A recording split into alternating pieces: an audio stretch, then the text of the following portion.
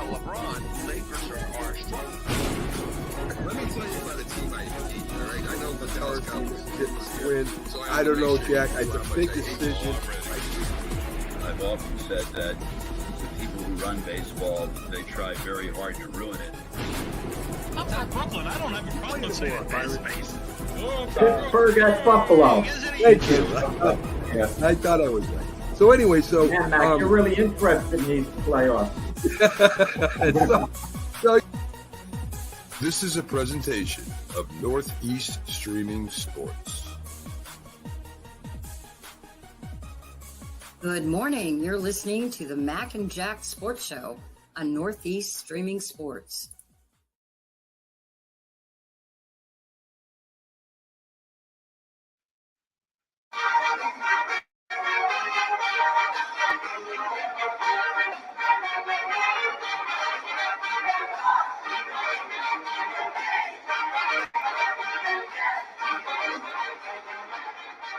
Well, welcome to the national, what the heck is streaming sports show? What a way to start off the morning. I'm right on cue here. Again, welcome to the national streaming sports with Mac, Jack, and Dr. Paul Semendinger. Welcome to Saturday as we made it through the week, and we got a lot of sports to get to. Good morning, gentlemen. How you doing today? Doing terrific. How are you? Yeah, I mean, we're a good combo here. Giants, Yankees, and Mickey Mouse. Yes. There's an old saying, don't be Mickey Mouse. Well, Giants are playing kind of like a Mickey Mouse team the way they Oh, play. no. Taking shots at me right before we start here. Glad you all can join us. For those joining us in the future, hi, how you doing today? Of course, today is our Saturday sports information show. We will be getting back to the debate soon. I promise you all that. And having Doc picking sides, and we'll try to pay him off again. It didn't work last time, Jack. I think we've got No, my integrity's too high. You can't pay me off. That's true. So let's get to some of the news. We'll start with the NBA playoff update. The Pacers win game 3 in overtime. The Knicks are still up 2-1. Indiana really didn't beat them as bad as I thought they would. I mean, I thought them coming home, they would be all pumped up and maybe beat them worse than they did. But the Knicks took them to overtime. They're still banged up. Brunson was in and out.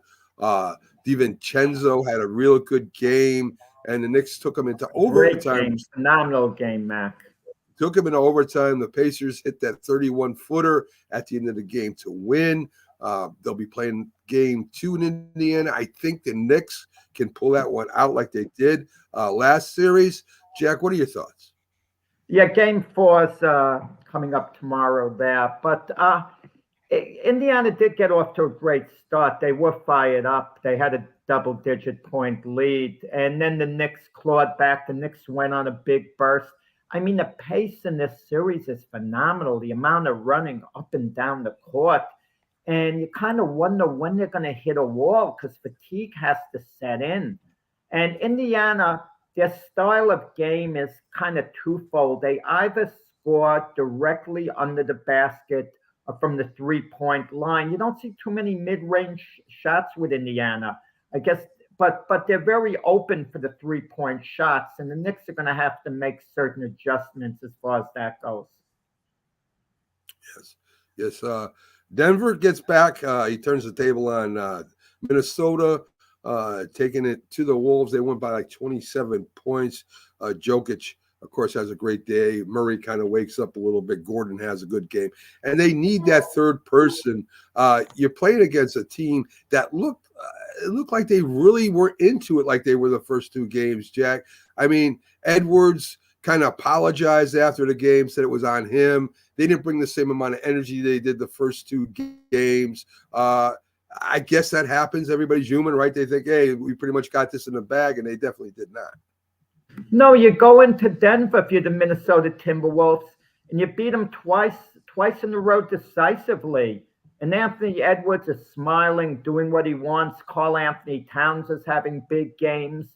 And it's hard to believe that the Timberwolves actually seem to be way overconfident. They're going back to Minnesota up 2-0. They're probably thinking they're going to sweep the Nuggets 4 games.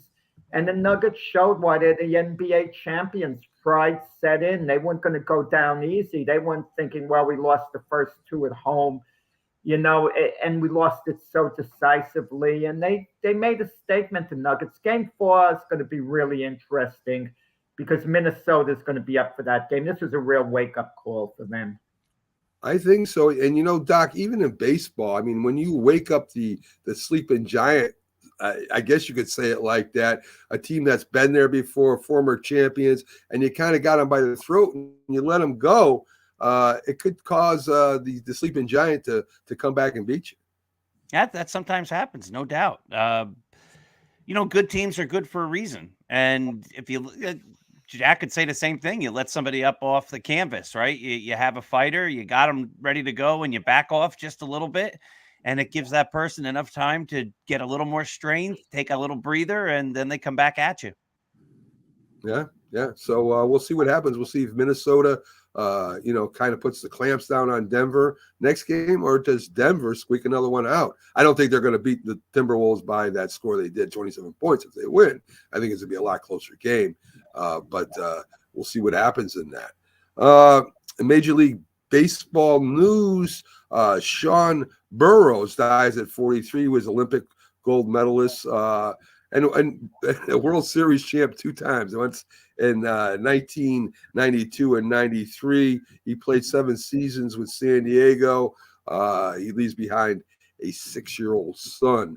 That's kind of a sad story there. That this guy passes away at such a young age. Didn't see what the reason was. It didn't list it. So, condolences.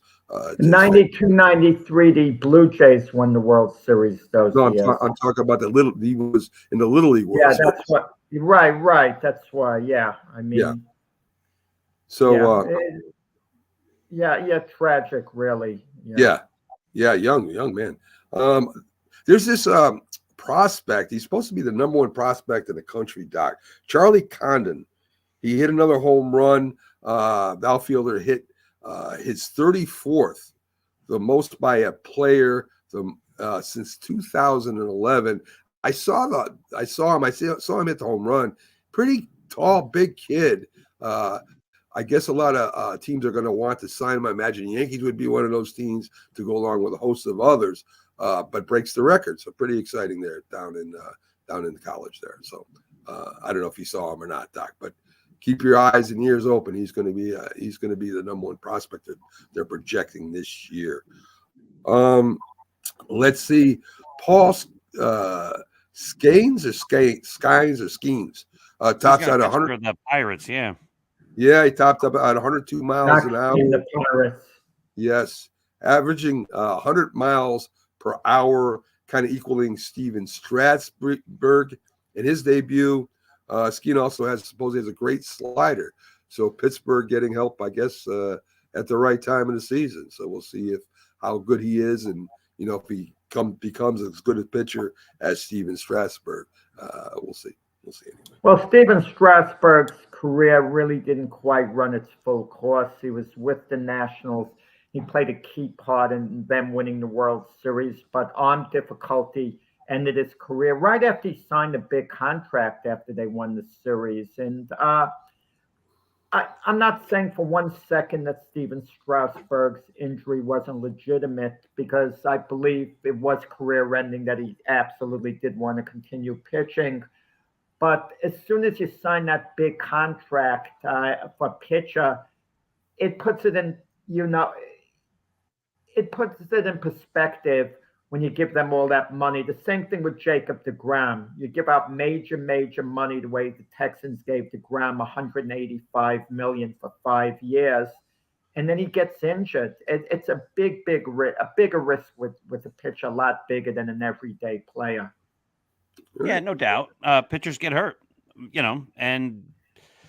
but you got to keep them. You want the guys on your team, right? Yankees signed Garrett Cole to a big contract so far. He hasn't pitched this year, but so far that's worked out pretty well. Won the Cy Young Award last year, but the Red Sox signed Chris Sale, and he got hurt. I mean, what's his name? Price. The Red Sox had signed him. He got hurt, but I think he helped them win a World Series. So I mean, this is what happens, right? You when the guy's available, they're going to command top dollar, and you got to either pay them or not have them. But if you want to contend, you want to have the best players, so you got to put the money in. Speaking of that, you mentioned Garrett Cole. Correct me if I'm wrong. He has his opt-out at the end of this year. Yes. I believe he does. And if he's a part-time pitcher this year, but he's declared healthy going forward for next year, what do? Do you allow him to opt out, or do you extend him a couple of more years? He'd have 5 years left after this season under his current deal at $36 million a year. Do you add 2-3 years to that? I'll let him go free agent. He'll be 36 years old at the end of his contract, the way it stands now. Yeah, I think he'd be foolish at this point to opt out. So I don't think he will. If he comes back and pitches well, he'll get more than 5 years from another team, and he'll get a little more than $36 million a year. He'll get around $40 million a year. Because keep in mind, Zach Wheeler signed a 3-year deal for something like $42 million a year. Just correct. Zach Wheeler did, and then Aaron Nola signed a big contract, and then no one else got big contracts, if you remember. But this is Garrett Cole. If he's healthy and pitching well, he's a sure thing to get a major deal. I'm not so sure. The Yankees are going to offer him 30. He's getting 36 from the Yankees. Does he risk all of the next 4 years to try to get another extra year or two? 5 years. They left 5 years after this year. Yeah. So do you risk those extra years to opt out with the hopes of getting more than that after you've already missed 2 months of the year by the time he comes back, April and May? I don't know if Garrett Cole's going to opt out. I think Scott Boras is his agent, I believe. I think Scott Boras. I think he is. I think Scott Boras showed that he is mortal. He did a terrible job this year with his big free agents. He didn't get them the years or the money that he thought they could or would. And, now Blake Snell got hurt because he had a truncated spring training. So, yeah, I don't think you could just say that Scott Boras is going to do this and that. And I say this all the time. And everybody thinks that Scott Boras is got all this power and stuff. He works for the player. The player doesn't work for the agent. So if Scott Boras can say 1 million different things, but if Garrett Cole doesn't want to opt out, then he doesn't opt out. Good. Well, yeah. That's correct, but they put their faith in the agent a lot of the time. Yeah, okay? and they put their faith in Boras, and he did a terrible job with Blake Snell. He did a terrible job with Cody Bellinger, and he did a terrible job with Jordan Montgomery. So I don't know how willing people are going to just say, you know what, I trust you 100% that you're going to get me a great deal, because obviously he didn't this year. He proved to be mortal. I think the owners, I don't know if they talk or not, but they're well aware of Scott Boras, and there's one way to make him ineffective. You just don't give him what he wants, and I wouldn't blame the owners for putting down a hardline stance on Boras anyway. So wait. Juan Soto is represented by Scott Boras. He's going to be the biggest story of the free agent season at the end of this baseball year. And Juan Soto is going to command mega bucks from at least one team.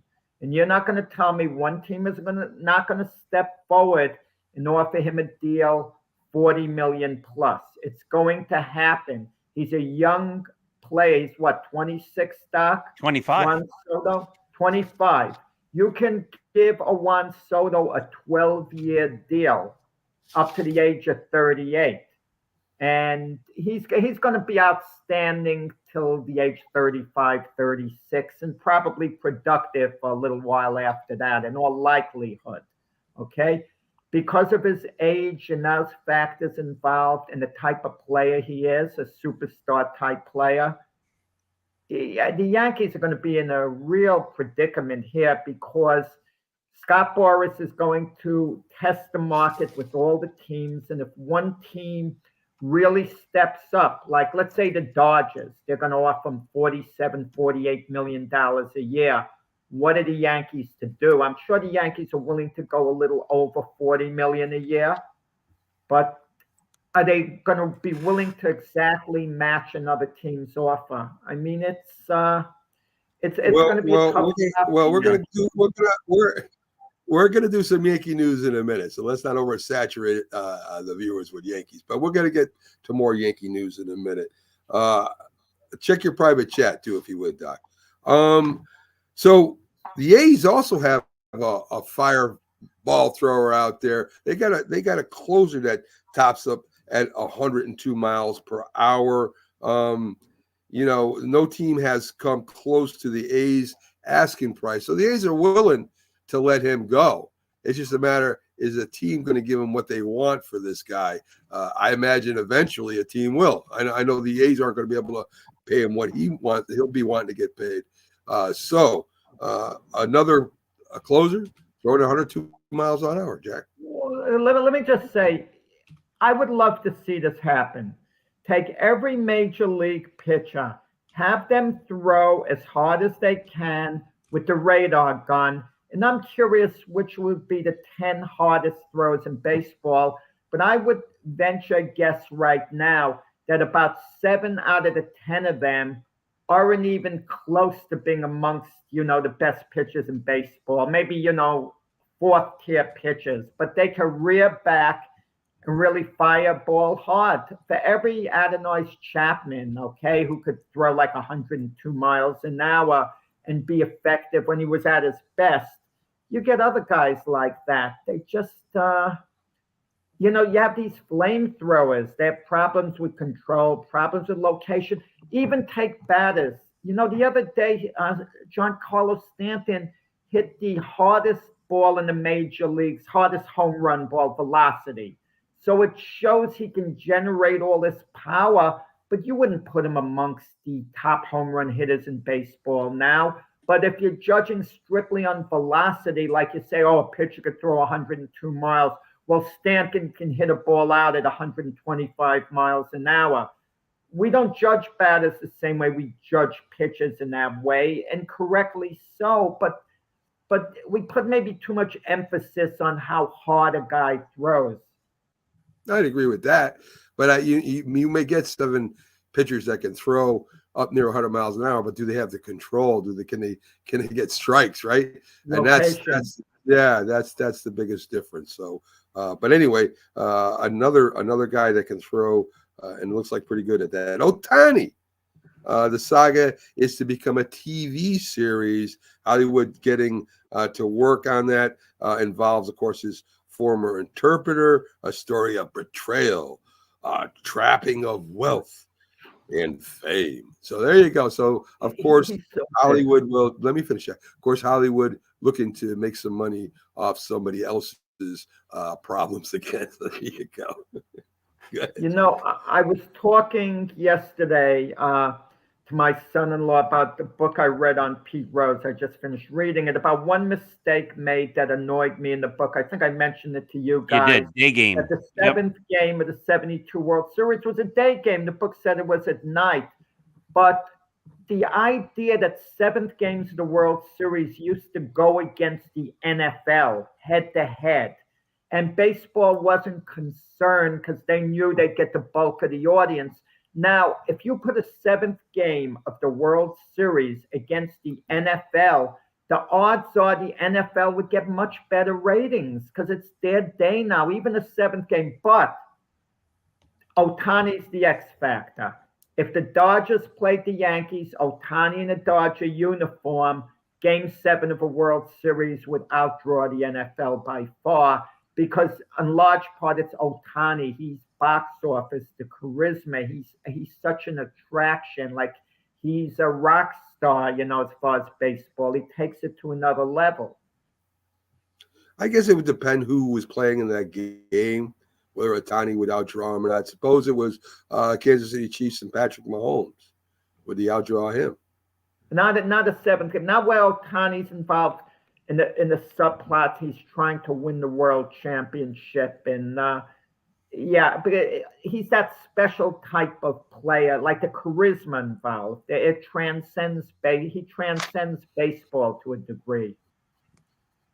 Okay. All right. And by the way, that series was written by Albert Chen, So I guess it's gonna, I've never heard of the guy, but I guess he's good enough to do this. Yankees claim Colby White off waivers, a Cashman move where he picks up a player who is hurt, in this case, a pitcher. He's going to need work.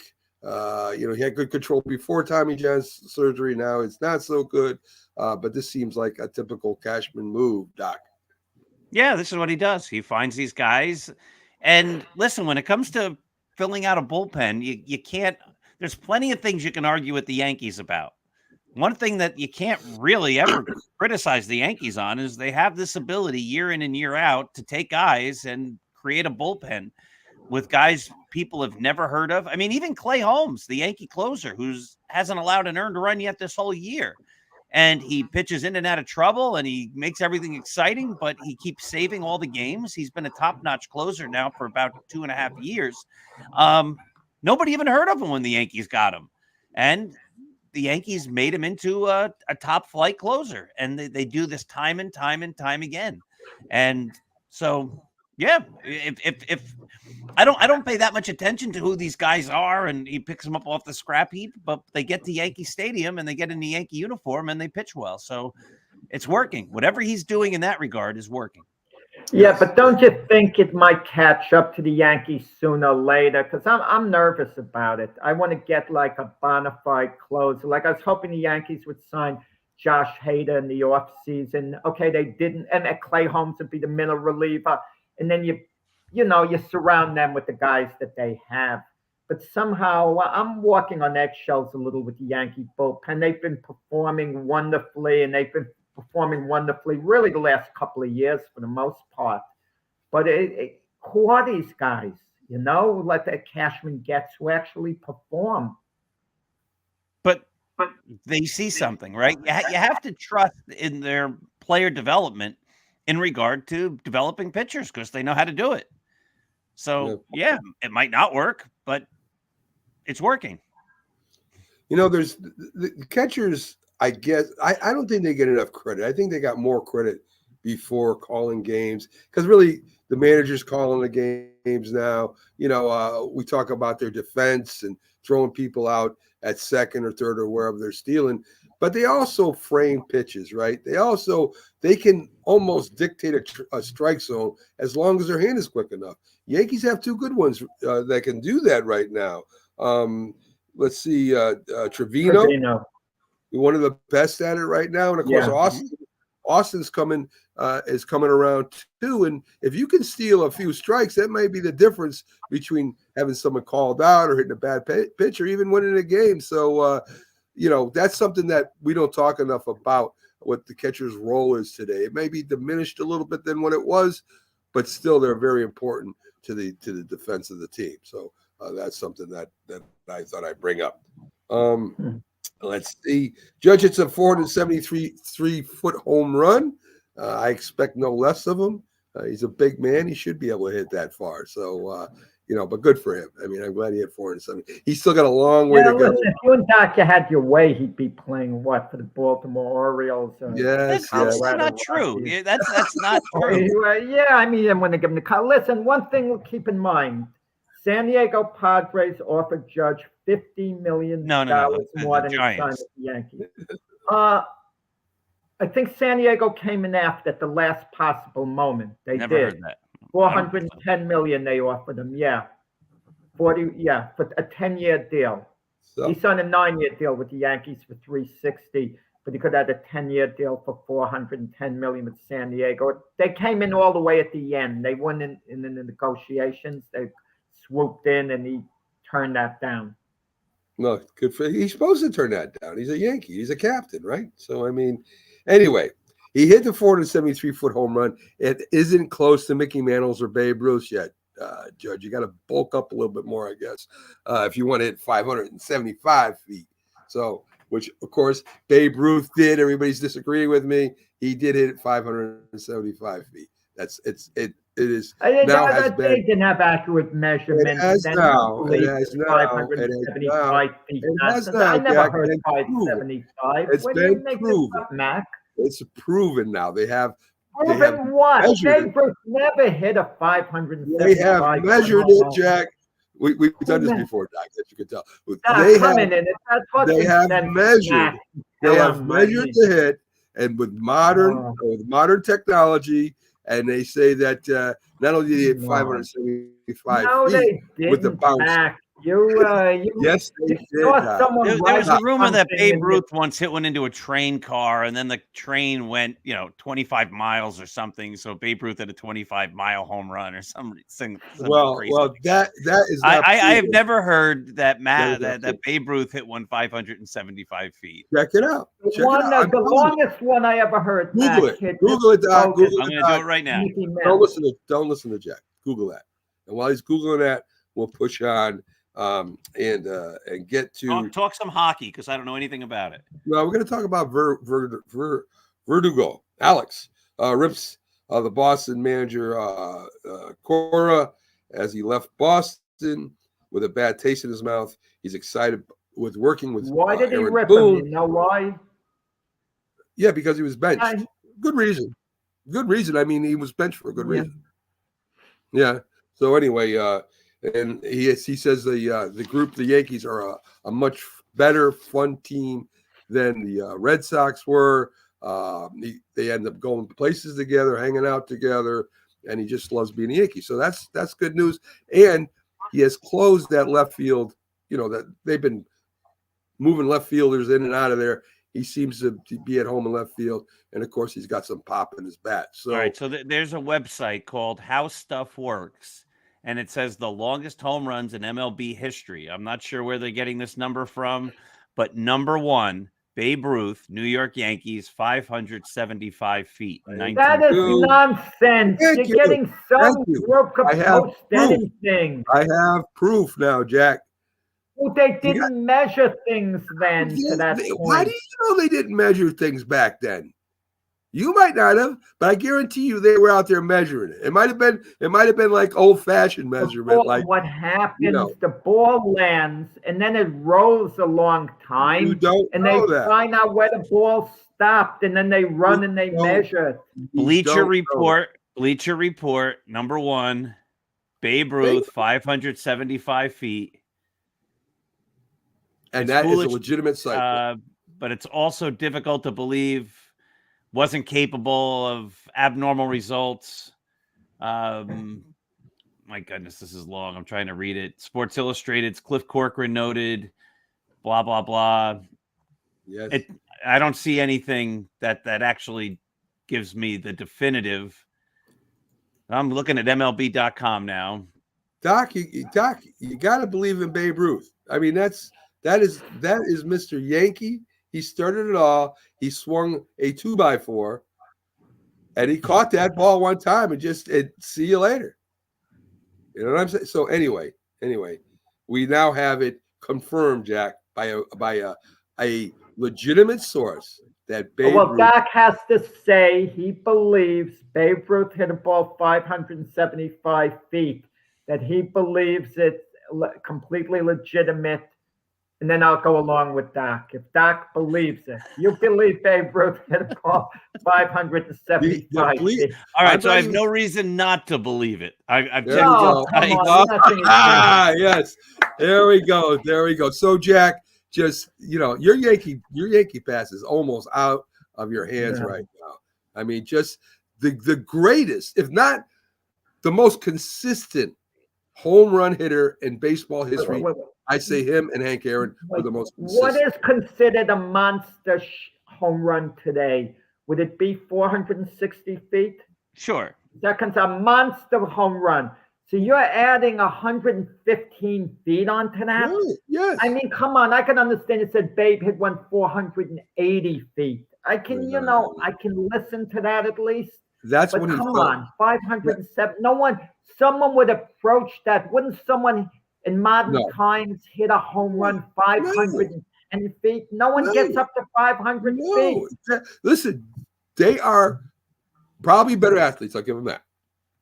They are not as strong as they were back then. They're not as strong as they were. So Joey Meyer playing for the AAA Denver Zephyrs. Now, I'm not sure if this game was in Denver with the light air, Right. But there's a picture, there's a video. I'm not watching it right now, but there's a video. This is on MLB.com article, the longest home run ever. That the article says Joey Meyer hit a baseball 582 feet. It doesn't count. It doesn't count minor leagues. Don't they have No. That's any way you hit it distance-wise. But If Joey Meyer can hit a ball 582 feet, why can't Babe Ruth hit one 525 feet? And that's Or without whatever. 175 feet, Matt And said. that's- Or 575, whatever you guys said. and that's without an aluminum bat, Jack. Without an aluminum bat, Babe Ruth hit it 575 feet. So you mean the modern guys who have an advantage with the aluminum bat can't come anywhere near Babe Ruth? They did. They just did. 575 feet. And they have the advantage with an aluminum bat, a livelier ball. But who's and using they an aluminum still bat? These guys are using wood. I don't know where the aluminum bat came from. I threw that in there so that I don't know. He hit it with a wooden bat. It was But anyway- minor Well, league. Max saying, you know. But anyway, guys, well, they used to use aluminum bats. I don't know what it was back then. In college. Right. They've never used them in the pros. But this Well, was in a minor league baseball game. There you go, Jack. So now you said you'd accept it. So now you've got to accept it. Anyway.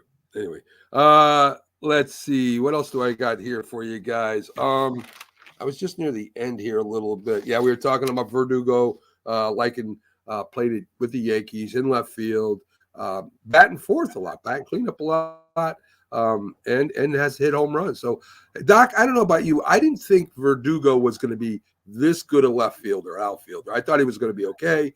I think he's better than what I thought. A lot of people thought, and I think his bat is a lot better than what people thought he would be. But being a Yankee in left field with a short porch in right field left-hander, he's going to get a few chances to hit a home run that maybe he wouldn't in Boston.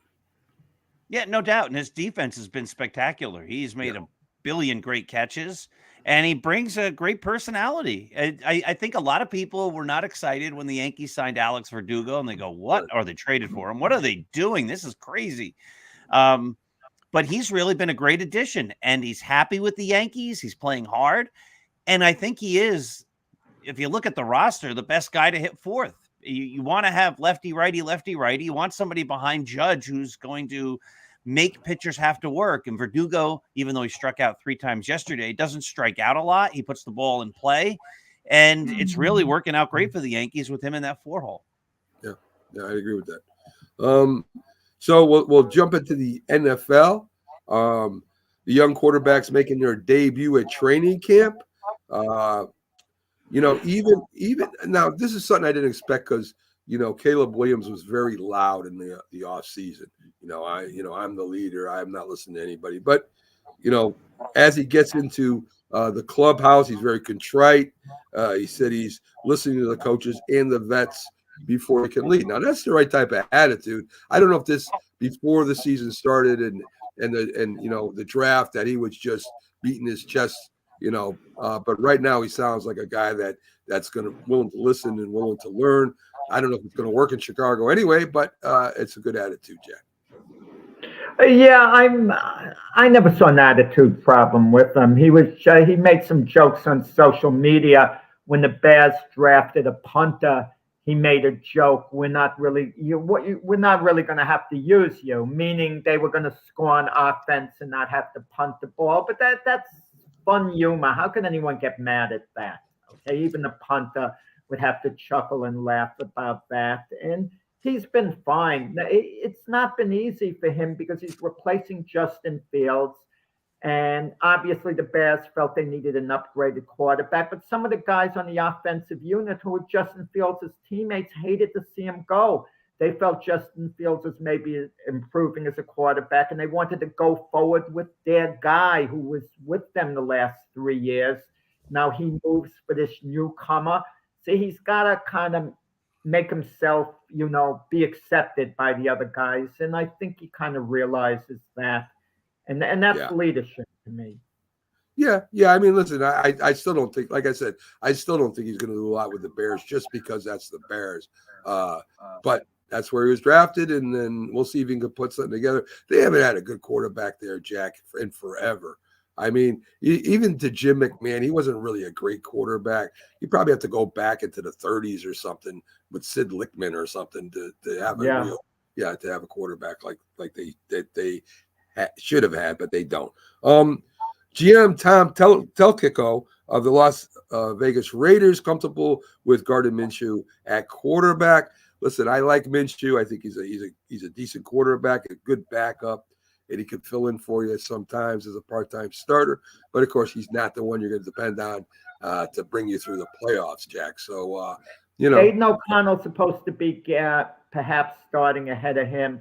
They're focusing a little more on O'Connell right now. Minshew's no more than a very competent backup. He's a very good backup. He's the type of guy you want on your team, but you don't want to move forward with him as the franchise quarterback.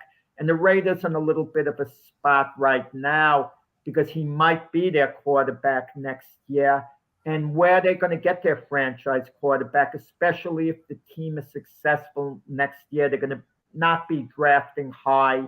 And it's a problem, so they'll take a look towards free agency, maybe hope something falls into their lap. They tried to get a quarterback during the draft, but it didn't work out for them. Weren't they at 16, Jack? They were 13. They thought Michael Penix would still be there, and they were blindsided when the Falcons took him, and then Denver took Bo Nix. They were the top 6 quarterbacks who the Raiders would have had interest in.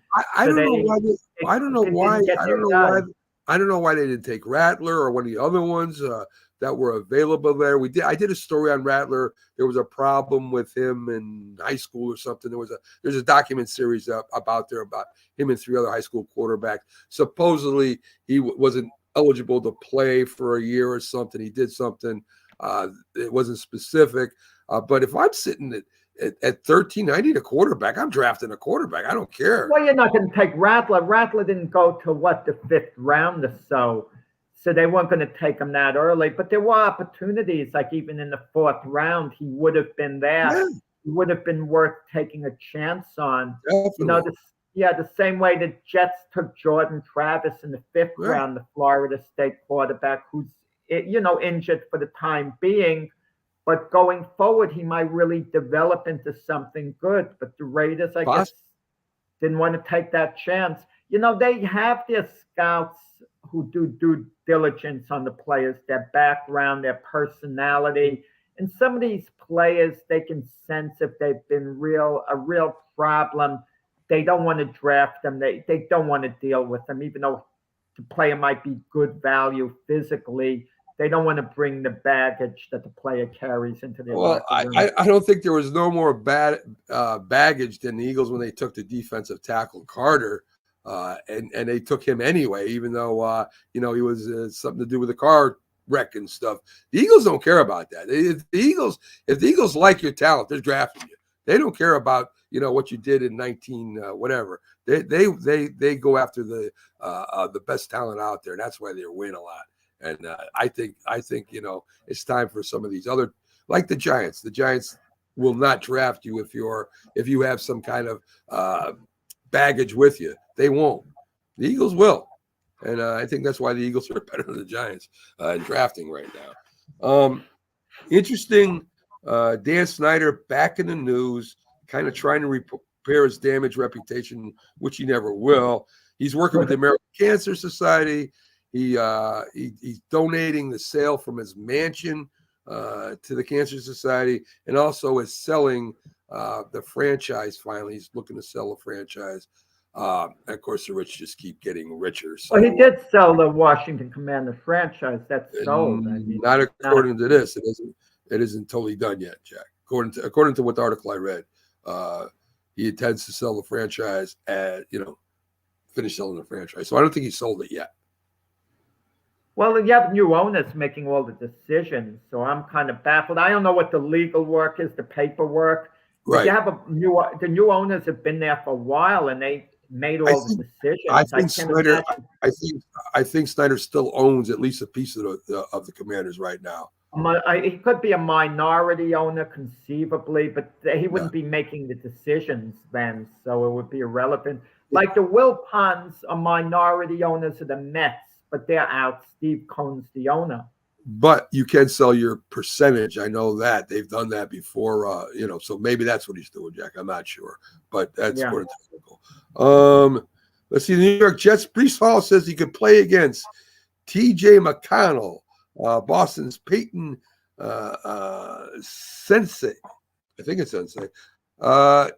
There's been going back and forth whether the NFL is better athletes than the NBA, and who could play who could trade. Whether they could play in the NFL or they could play in the NBA. Bryce Hall says he could play against these guys. I got news for you, Bryce. These are professional NBA players. You might be a great athlete, but you're not an NBA player. And once you get on the court with these guys, they'd probably beat you rather severely. So. Oh, yeah, no, absolutely. Like, even take the greatest sprinters in the NFL, and if you put them in a 100-meter race against the world-class, track and field guys, as quick as they are on the football field, they're not going to fare well in a race like that. One of the receivers, I'm thinking, DK Metcalf on the Seattle Seahawks. He entered one of those races, and he's one of the quicker wideouts in the NFL. And he came in last place. Yes. It's kind of what they do. It was fun. Back in the 70s, they had that TV series, The Superstars. Yes. And they would take all the different athletes from all the different sports, and they'd compete in all these different events. There'd be a running race. There was a tug of war. There was an obstacle course. There was a bike race. There was a swim. And that was fun. I guess nowadays, over the last 50 years, they don't want to do that in case a guy gets hurt and ruins his career. But that was always fun when they would do those superstar competitions, and you find out who among these athletes are the best athletes, not just the best at a specific sport. Yeah. Right. Unless the guy, Doc, has a background. If he was a two-sport athlete, he could conceivably lay off years and come back. For example, Kyler Murray, the Arizona Cardinal quarterback, he was I believe a first-round draft choice of the Oakland Athletics. So they drafted him, and he was supposed to be their shortstop of the future. Now, he's been off a few years. It's hard to come back, but it's conceivable if he quit football and concentrated 100% on baseball, he could find his way back and be a credible major leaguer. Deion Sanders, maybe that's a better thing. Deion, if he concentrated on baseball full time, he would have been better than what he was even, and he was a decent big leaguer. He was. I don't think Deion Sanders would have been a great Major League Baseball player. As a base stealer, Mac, come on. Deion Sanders was actually a better player than we remember. We remember him as a Yankee, where he came up probably too quickly and didn't really perform. But he had some pretty good years, as I recall, with the Atlanta 300 one year. He had 300. And, he went 8 for 16 against David Cohn, 8 for 16. That's not a fluke. He was a good player. He was not a Hall of Famer. He's not as good as Bo No, we're Jackson. saying what he could have been, Mac. What he could have we're not been. saying he's a Hall of Famer. We're just saying he could have been a better baseball player if he had focused just on baseball. He was better than we remember. He was a lot better in the NFL than he would have been in the MLB. He was That- great in the that could NFL. be. He That's was not the argument. legendary. We're not saying He's that. a Hall of Famer in the NFL. Yes, and he's a coach now. So he's coaching football. He's not coaching baseball. Colorado. Yes. Football's his thing, but we're talking about two-sport athletes. John Elway. John Elway threatened not to play football. If the Colts drafted him and didn't trade him, he spent the summer with the Yankees in Oneonta, and he was a great prospect. I mean, John Elway just concentrated on baseball. He was such a phenomenal athlete. My feeling is he would have been a heck of a player. Could have been. So let's real quick. The Giants, they had a Rookie of the Year bet between the two rookies, Malik and I think it's Trace. Who would be the Rookie of the Year? Of course, the NFL gambling rules, you cannot bet that. So they called off the bet. Malik did sign a 4-year deal worth $29.2 million. Pretty good for a rookie contract. 4 years. I think he's going to be a real good one, Jack. Malik Neighbors, yeah, he's predicted to be outstanding. But if the Giants don't have a running game, it's going to affect him. You know, this betting thing you mentioned before, it's getting a little out of hand with the leagues, the way they're advertising. And then they put a thing, oh, bet responsibly, like they think that's going to make a difference to tell someone bet responsibly. I mean, come on. It's like serving alcohol behind the bar, making it available, but tell someone, oh, drink responsibly and leave it at that. It's creating a problem with the league. I mean, to me, it's just a matter of time before you get one star NFL player who slips up and bets on his own team for one game, not thinking, you know? Or a basketball player or a baseball player. There's going to be a disaster. Sports, professional sports, and gambling should not be intertwined, period. Everybody wants money. The league shouldn't encourage it. The league. Gambling's always going to be there in Las Vegas. Wait, I'll say this, Doc. If you're in Las Vegas, that they gamble at the casinos, and there's a sports book, and someone wants to put up a bet at the sports book, as long as they're betting responsibly, of course, I don't see a problem with that. I see a problem with the league endorsing it and pushing it. I agree, 100%. Yeah. The league should not be getting in cahoots with these gambling sites, and the opportunity for a problem to happen is much too great. And I think everybody who says it will never happen is just being foolish. And the one thing that sports has is its integrity. And once we find out that a game or a series or anything was fixed or thrown by an athlete or a coach or a referee because of a tie to gambling, then the whole legitimacy of the whole thing goes out the window. And then we can't believe what we're seeing. And if you can't believe what you're seeing, there's no reason to watch the sport. Yeah, let me ask Doc this question, Mac. We never addressed this. Do you take the 1919 Chicago White Sox? They were cleared during a trial, even though the evidence would indicate they were guilty, but they were cleared in the court of law.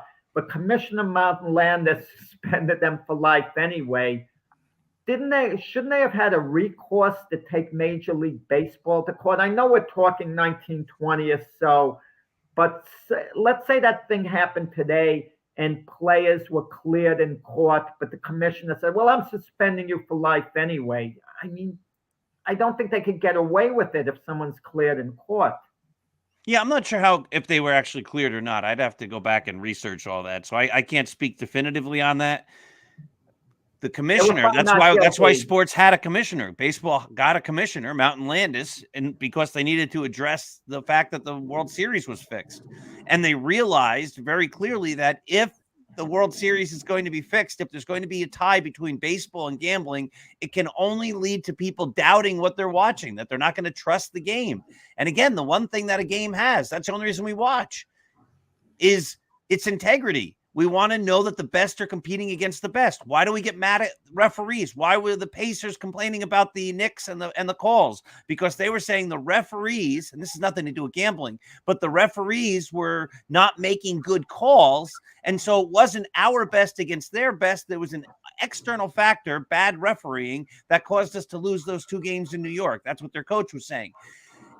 That's what we want to watch. We want to watch 2 teams playing with or 2 players going at it with their best. We were talking off the air before about the Olympics and some boxing decisions that weren't correct, right? And somebody who might have been paid off or wasn't 100% ethical. And then you say, well, yeah, I'm not really interested in that sport in the Olympics anymore because I can't even trust the results. Yeah. So that's what happens, and that's going to happen. I think anybody who thinks it's not going to happen is being foolish. Doc, it already happened. It was in the G League. This one guy he got kicked out because he bet on an NBA game, but he also was kind of fixing the games. You can bet on how many rebounds you get, or how many foul shots you make, and it was determined that he did that he didn't get a rebound he could have got to win money. What was caught on the Toronto Raptors? Right, yeah, right, yeah. So he ended up not grabbing one of the rebounds he could have, and made money, and now he's banned. So it's happening right now. But there's gonna be a big scandal. It'll come, and then Yeah. they're gonna say, you know what, penny wise, pound foolish, or whatever. They're gonna say, look how much money we made, and we wrecked the sport. Now, I don't know if you can totally wreck the sport or not, because the fans will be fans. But it sure. Wait, Mac, aren't you the one who insists on point spreads when we do our Sunday NFL? And I say, I just want to call winners and losers, but you tell me I have to go with the point spread. Yeah, that's 4.5, this, that. Yeah. I mean, so Mac, you're kind of encouraging all this betting. I guess I am. I could be. I don't know. But anyway, let's get back to a little bit of football here. The Eagles. Jason Kelce, former Philadelphia center, is in the Eagles building every day. It's hard to say goodbye. It really is. I mean, he's coming back. If he's in the Eagle building every day, he's coming back. Okay, we're May. The season begins in September. Training camp, he'll be around in July. And a guy like Jason Kelce could show up in August. They'll tell him, okay, spend the time with your family. As long as you're keeping in shape, with your experience, you could come in on short notice. He's coming back. If you're there every day, Marvin Hagler, when he retired, he never officially announced his retirement. He faded away. He said, I never go back to the gym because the temptation is too great to come back. Once I go back to the gym, I'm going to want to come back to the ring, so I keep away. So once you come to a team's facility, come on. He's coming back. That means he's coming back. I mean, he misses the guys guaranteed. He signed a big contract with Monday Night Football. He's not coming back, Jack. I just think he wants to still feel part of the team and everything. And I think that's the hardest part. Byron Williams and Jim Jeffcoat said the hardest part of leaving a team is the guys in the locker room. So that's kind of what he's doing. He's done that for how many years now? But been there in camp. He's done that since he's been an Eagle, right? So, I think 13 years. But he's excited about what the Eagles did in the off season, and it's hard. It's hard to keep away. But you have to. But if you're going to retire, you really have to keep your distance. It's very difficult because you have a certain routine that you've been doing basically your whole life since you're a kid to get to a certain level. And then all of a sudden, you just have time on your hands. Yes, definitely. Real quick, the NHL, the Stars beat Boston 5-3. That series is tied at 1. Kind of knew it would be. Florida beats. Wait a minute. Edmonton beats the Canucks 4-3. I didn't even know the Canucks were in the playoffs, Jack. That's how bad I'm not following hockey right now. So Vancouver Canucks lose 4-3. To Edmonton, to Canadian teams.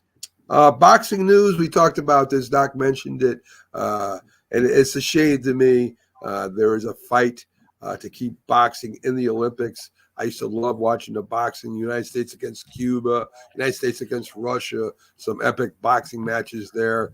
But the Olympics, I guess people aren't as interested as they were in watching boxing or even watching the Olympics anymore, Jack. That's the whole Olympics. We're not nearly as interested as we used to be. I mean, there's certain events I might make it a point to watch. With cable TV, you have all these cable channels. And you mentioned boxing. A good part of the tournament and even the finals, they're not on the major channels per se. You don't even know what's what.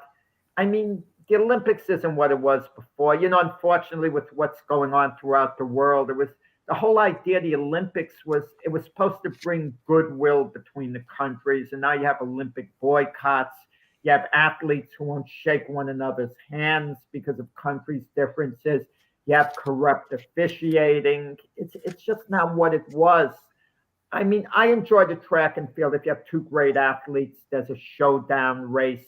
We want to see how they perform. But even then, I think the Olympics is a little bit overrated to an extent because you don't know how your body's going to respond on a given day. And you could be the best athlete the last few years and just not quite have it that day. For whatever reason, your body's just not cooperating. You'll know that, Doc. You go out some days to run, you might feel great beforehand and you have nothing once you start running, like nothing's there. It's an off day, compared to other days is what I'm saying. And And we tend to judge athletes' careers a little too much on the Olympics. We don't take into consideration things like the world championships and their level of consistency. Like the great Jim Ryan, the miler, he was haunted by never winning a gold medal. Well, he ran in 3 Olympics. One of them, he was a novice, a 17-year-old novice in 1964. In 1968, he ran in Mexico City in the altitude. He could hardly breathe, and he won a silver medal. And So he did had everybody else. So did everybody else. So what? Don't make excuses. Not everyone else. You had some. Kip Keino came from a high altitude, country, so he had an advantage. And then in 1968, he got tripped up in the heats, and he got tripped up, and they didn't allow him to advance. It sounds like and people judge a career too much on the Olympics. It sounds like. But you got to judge a career on the results, right? That's what we do. Of course. That's what else are you gonna do? You're gonna say he did good in practice, but he can't play. What about in between the other races, the other events? Isn't there an International Running Hall of Fame? Yeah, I think Jim Ryan's in there, isn't he? Yeah, he's in there, but yeah. So overall, he was a great runner. He's recognized by his sport as being one of the great runners, but part of that story is he didn't do it in the Olympics. Yeah, but you take a 110-meter hurdle like Greg Foster. He won a silver medal in the Olympics when he was favored to win the gold. But in 3 world championships in 83, 87, and 91, he won the gold medal in the world championships, which is just has the same competition as the Olympics. But all he hears when he gets interviewed was about not winning the gold medal. They don't focus on the 3 world championships, what he did in between, the success he had as a hurdler. Right, because nobody really knows about the world championships. That's the point. People focus on the Olympics. They watch it once. I assume there's championships in ice skating. I assume there's championships in luging. And I assume there's championships in tobogganing and in curling and anything else, but nobody knows about those things. They only know about the Olympics. And so that's the big stage. You never know how a legacy is going to be defined, guys. It just plays out a certain way. For example, the great Mariano Rivera, we don't refer to him blowing that 7th game lead against Arizona in the 9th inning. That could have been a large part of his legacy, but it rarely comes up. When Tim Wakefield gave up the home run to Aaron Boone, he said the first thing he thought about walking off the mound, I'm the next Bill Buckner. And speaking of Buckner, that ground ball defined his legacy, not to us, but you talk about in general with the public. Because when you think of Bill Buckner, you don't think about the 2,700 hits in the great career. You think of the ground ball that tied the game, that went between his legs. Well, as far as Mariano Rivera, they don't bring that up. I mean, I remember it. I imagine people do remember it, but he did so well for so long. He was great for so long. I mean, how many World Series and saves did he have? I mean, that's hard to say anything. But Tim Wakefield, on the other hand, wasn't a caliber of a starting pitcher as Mariano. How about Bill Buckner? Well, you mentioned Wakefield, so I'm just touching on that first. Yeah, but it didn't haunt Tim Wakefield, but he thought it would. But the fans in Boston didn't hold it against him. Buckner, he didn't lose the game. We already discussed that before. That play didn't lose the game for the Red Sox. The Mets came back and beat him, but it wasn't because of Bill Buckner's error there that they lost. Well, they didn't lose the game, actually. They lost the game. They didn't lose the World Series. Right. Had Buckner gotten the out, the game would have gone into extra innings. Who knows what would have happened? You always wonder, would Mookie Wilson have been safer out had Buckner fielded it? Because Buckner was kind of old and slow and hobbled. That's kind of a great question. Yeah. Buckner had a great career. I think isn't he in the Hall of Fame? No. No, not quite. Guys like him and Johnny Damon, time kind of forgets as far as the Hall of Fame goes. Buckner was an incredible outfielder, all-star many times. I mean, I don't know why he's not in the Hall of Fame when all some of these other guys are in there. He's But not, I'm not saying he belongs in the Hall of Fame. I mean, I'm saying he's pretty at close. best, he would be a fringe Hall of Famer. You know, let's not get carried away, though. He was a heck of a Oh, player. listen, and in fact, just because he missed that ball, I put him in the Hall of Fame, just to make him feel good. No, he sold his American League Championship ring, and he wrote a note to the guy that how it didn't bring him much happiness, that ring, you know. Yeah. I don't know. He's part of the team. I would be proud of that, but that's for another time. Folks, thanks for joining us today. Thanks for the views and the follows and the comments and all that good stuff. And be prepared to see us later on Twitch, and we're just on YouTube too. So, folks, have a great day. We'll see you tomorrow on the Big Football Show and more. We should have our full crew in. You have a great Saturday. Stay out of trouble. And thanks to Doc for coming in with us. And, of course, Jack, glad to have you back by my side again. So have a good one, folks.